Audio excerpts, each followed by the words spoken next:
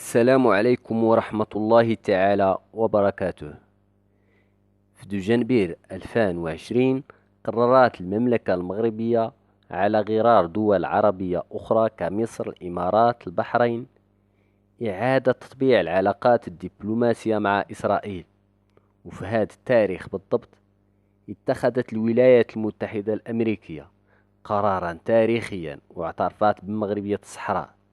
هذا الحدث شكل صدمة كبيرة للنظام الجزائري اللي كان يراهن على هذا الملف لتحقيق أكبر هدف جيوسياسي له في المنطقة، واللي كيتمثل بطبيعة الحال في تقسيم المملكة المغربية وإخضاعها. المغرب دخلت في تحالفات جديدة وقوية خلت النظام الجزائري يستوعب مدى صعوبة مواجهة المملكة المغربية عسكريا، ولم يبقى له سوى قطع كل العلاقات التي تربط بين البلدين واللعب على الإساءة إلى صورة المملكة ودورها في العالمين العربي والإسلامي، مستغلة بذلك موضوع تطبيع مع إسرائيل لشيطنة المغرب، معتقدين أن هذا المخطط سيهمشه ويعزله عن العالم العربي والإسلامي، وبالمقابل سيتيح للنظام الجزائري لعب دور مهم في هذا الشأن، وخاصة في القضية الفلسطينية. هذا الأمر غيخلي الشعوب والحكومات العربية تصطف مع النظام العسكري وتساندوا في قضايا أخرى، وخاصة في ملف الصحراء المغربية. هذه المؤامرة الخبيثة ضد المغرب فشلات وتكشفت أمام العالم عن طريق القوة الناعمة اللي صنعها المنتخب المغربي طيلة 25 يوما من بطولة كأس العالم اللي تنظم في قطر. السؤال المطروح: ما هي تفاصيل هذه المؤامرة؟ وكيف أفشلتها المشاركة التاريخية للمملكة في كأس العالم؟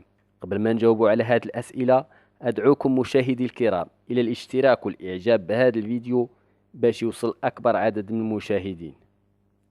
إذن تعتبر القضية الفلسطينية والرياضة من بين النقاط الأساسية اللي ركز عليها النظام الجزائري واستغلها للتآمر ضد المغرب. ففي القضية الفلسطينية قام بدعوة الرئيس الفلسطيني أكثر من مرة واستطاع جمع الفصائل الفلسطينية في الجزائر من أجل أخذ صور وتغليط الرأي العام الجزائري والعربي بالدور المحوري الوهمي الذي أصبحت تقوم به الجزائر، رغم أن لا فلسطين ولا قدس ولا مقاومة تهم النظام الجزائري لا من بعيد ولا من قريب، بل أرادوا هذه القضية أن تكون سلعة يتاجر بها على غرار ما يفعل في ملف الصحراء المغربية والمتاجرة بالآلاف من المحتجزين المغاربة في مخيمات تندوفت، وذلك من أجل تحقيق مكتسبات دبلوماسية ضد المغرب.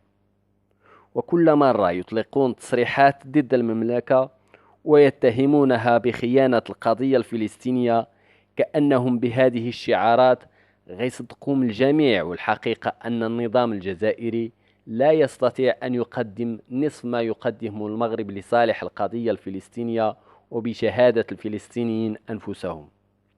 في مجال الرياضة استغل النظام الجزائري الأحداث الرياضية وخاصة الكروية منها، وظفها واستثمرها لخدمة أجندته ومؤامراته الشيطانية ضد المملكة المغربية. فعلى سبيل المثال تفاعل النظام العسكري مع فوز المنتخب الجزائري بكأس العرب، وقام بتمرير رسائل سياسية وعدوانية أراد بها تأجيج الحقد والكراهية تجاه المغاربة.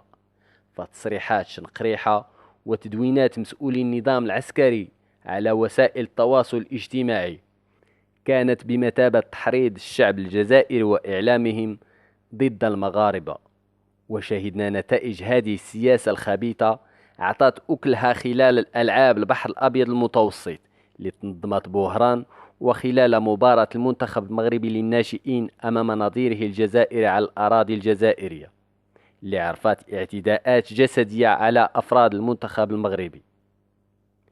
كل هذا المخطط الخطير الذي عمل عليه النظام الجزائري وأراد به أن يلبس المغاربة لباس الصهاينة تم إقباره وتلاشى بفعل قوة ناعمة مغربية تتمثل في المشاركة الناجحة للمنتخب المغربي في كأس العالم بقطر. فكما شاهد الجميع الإنجاز التاريخي للمغرب في هذه النسخة من بطولة كأس العالم بعد صعوده إلى المربع الذهبي.